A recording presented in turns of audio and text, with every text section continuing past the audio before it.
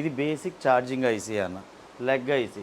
నాకు ఏదైతే ఐసీ మీద పొజిషన్ డాట్ ఉందో, మనకి ఎప్పుడన్నా లెగ్ ఐసీకి యాంటీ క్లాక్ వైజ్లో మనకి నెంబరింగ్ ఉంటుందన్న. మొత్తం 24 పిన్స్ ఉన్నాయి దీనికి.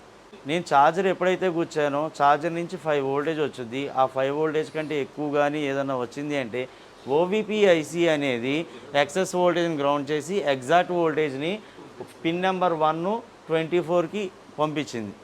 ఎప్పుడైతే ఛార్జింగ్ ఐసీకి వోల్టేజ్ అందిందో ఆ వోల్టేజ్ అసలు ఐసీలోకి వచ్చిందా రాలేదా అని చెక్ చేసుకోవడానికి పిఎంఐడి అనే కెపాసిటర్ మీద వోల్టేజ్ చెక్ చేసుకుంటే మనకు 5 వోల్టేజ్ కానీ 5.1 వోల్టేజ్ కానీ వచ్చింది అంటే మనం ఛార్జర్ ద్వారా వెళ్ళిన వోల్టేజ్ ఛార్జింగ్ ఐసీలోకి వెళ్ళింది అని తెలుస్తుంది.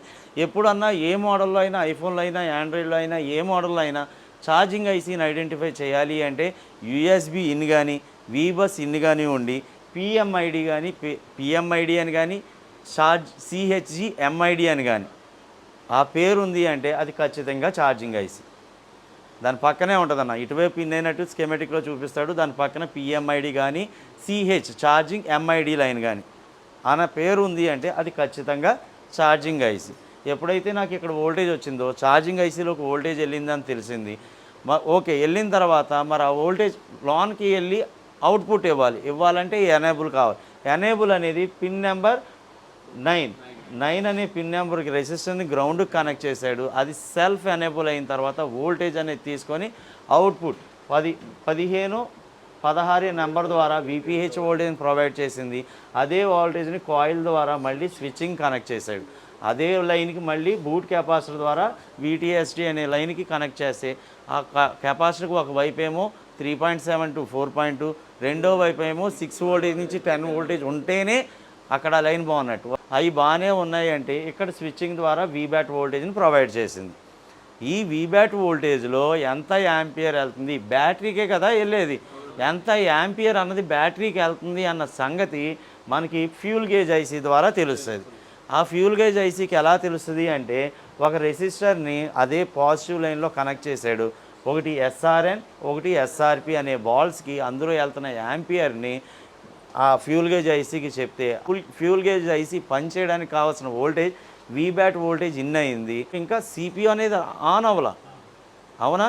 ఇప్పుడు ఆ బ్యాటరీ వరకు అక్కడ వరకు రెసిస్టర్ వరకు మాత్రమే వోల్టేజ్ వెళ్ళింది. ఎప్పుడు ఎంత ఇన్ఫర్మేషన్ తెలుస్తుంది? ఎప్పుడైతే రీజనల్ వోల్టేజ్ ద్వారా 2.7 నుంచి 4.2 వోల్టేజ్ రెసిస్టర్ల ద్వారా పవర్ సెలక్షన్కి వోల్టేజ్ పంపించింది, అప్పటికే యాక్టివేట్ అవ్వలేదు అది. ఎప్పుడైతే పవర్ గుడ్ సిగ్నల్ ద్వారా నాకు పవర్ ఐసీని ఆన్ చేసిందో, పవర్ ఐసీ సిపియూని ఆన్ చేసి సిపియు ఏఎంఎంసి అన్నీ ఆన్ అయిన తర్వాత నాకు లైటింగ్ గ్రాఫిక్ వచ్చింది కదన్న. ఎప్పుడైతే సిపియు ఆన్ అయిందో సిపియు ఇప్పుడు అడుగుతుంది అసలు వీబ్యాట్ లైన్కి యాంపియర్ ఎంత అందుతుంది, అసలు ఎక్కువ వస్తుందా తక్కువ వస్తుందా అన్న ఇన్ఫర్మేషన్ అడిగితే ఈ జీపీఐఓ అనే లైన్ ద్వారా పవర్ ఐసీ లైన్కి వోల్టేజ్ పంపించింది. అదే డేటాని తీసుకుంది ఎంత యాంపియర్ వస్తుందని. దీని ద్వారా ఇక్కడ సిపియు ఎస్డిఏ ఎస్సిఎల్ ద్వారా నాకు యాంపియర్ తక్కువ ఉంది ఎక్కువ ఉంది తక్కువ చేయి ఇక్కడ దీని ద్వారా చెప్తే పవర్ సెలక్షన్ అనే లైన్ ఇప్పుడు యాక్టివేట్ అయ్యి ఎంత స్విచ్చింగ్ కావాలి అన్నది స్విచ్చింగ్ చేస్తుంది. అర్థమైందన్న? అలాగే ఎప్పుడైతే నేను ఛార్జర్ కూర్చున్నప్పుడు సెట్ ఆఫ్లో ఉన్నప్పుడు ఛార్జర్ కూర్చున్నప్పుడు నాకు లైట్లు వచ్చి ఇండికేషన్ చూపించడానికి అర్థం ఏంటి అంటే పవర్ ఐసీని పవర్ గుడ్ సిగ్నల్ అనే లైన్ ఆన్ చేస్తుంది. కాబట్టి ఒకవేళ నాకు ఛార్జింగ్ ఆన్ చేసినప్పుడు ఛార్జింగ్ ఎక్కుతుంది, ఆఫ్ చేసినప్పుడు ఛార్జింగ్ ఎక్కట్లేదు అంటే పవర్ గుడ్ పీజీ అనే లైన్ రెసిస్టర్ని చెక్ చేసుకోవాలి. ఆ లైన్ బాగుందా, ఐసీ బాగుందా లేదో కూడా చెక్ చేసుకోవాలి. నాకు సెట్ ఆన్లో ఉంది, ఛార్జింగ్ పెట్టినప్పుడు ఛార్జింగ్ కనెక్ట్ అవుతుంది, నాకు ఛార్జింగ్ ఎక్కుతుంది అని చూపించే లైన్ ఏంటంటే ఇంటరప్ట్ లైన్. ఒకవేళ నాకు డెడ్లో అంటే ఆఫ్లో ఉన్నప్పుడు ఛార్జింగ్ ఎక్కుతుంది, ఆన్లో ఉన్నప్పుడు నాకు ఛార్జింగ్ ఎక్కట్లేదు అంటే ఇంటరప్ట్ లైన్ యొక్క రెసిస్టర్ని ఆ లైన్ని చెక్ చేసుకోవాలి. అర్థమైందన్న? అలాగే ఈ సెక్షన్లో ఏదైనా కానీ వాటర్ డ్యామేజ్ వల్ల కానీ ఐసీల ద్వారా కానీ నాకు హీట్ ప్రొవైడ్ అయింది అనుకోండి, temperature two high temperature two లో అన్న ఇండికేషన్ వస్తుంది. అది ఏ లైన్ ద్వారా వస్తుంది అంటే పిన్ నెంబర్ 11 ద్వారా వస్తుంది.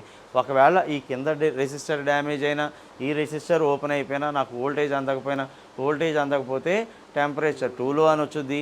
ఒకవేళ గ్రౌండ్ కనెక్ట్ అయ్యి వోల్టేజ్ ఎక్కువ వస్తే టెంపరేచర్ 2 హై అని వచ్చుద్ది. క్లియర్గా అర్థమైందన్న? ఈ ఫ్యూల్ గేజ్ ఐసీ అనేది ఓన్లీ ఇన్ఫర్మేషన్ పాస్ చేయడానికి. ఏమి ఇన్ఫర్మేషన్ అంటే అసలు వీబ్యాట్ లైన్లో ఎంత యాంపియర్ బ్యాటరీకి వెళ్తుంది అన్న ఇన్ఫర్మేషన్ తెలుసుకొని ఎప్పుడైతే సిపియూకి చెప్తుందో దాన్ని బట్టి సిపియు ఎస్డిఎస్సిఎల్ లైన్ ద్వారా ఈ ఐసీని అడిగినప్పుడు ఈ ఐసీ పవర్ సెలక్షన్ ద్వారా స్విచ్చింగ్ని మార్చి పంపిస్తుంది. ఇప్పుడు క్లియర్గా అర్థమైందా అన్న? పిన్ నెంబర్ 1 అండ్ 24కి వోల్టేజ్ ఇన్పుట్ అవుతుంది.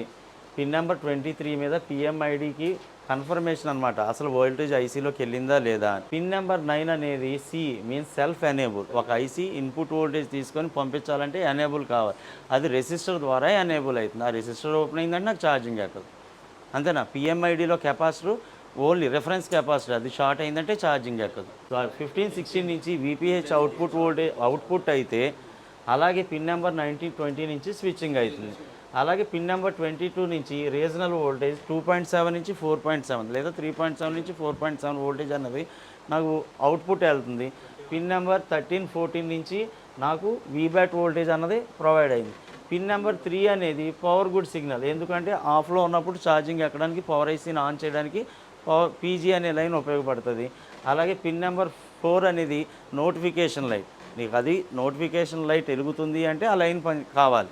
అసలు ఆ నోటిఫికేషన్ లైట్ లేదే అనుకుంటే అది ఎన్సీ ఉంటుంది.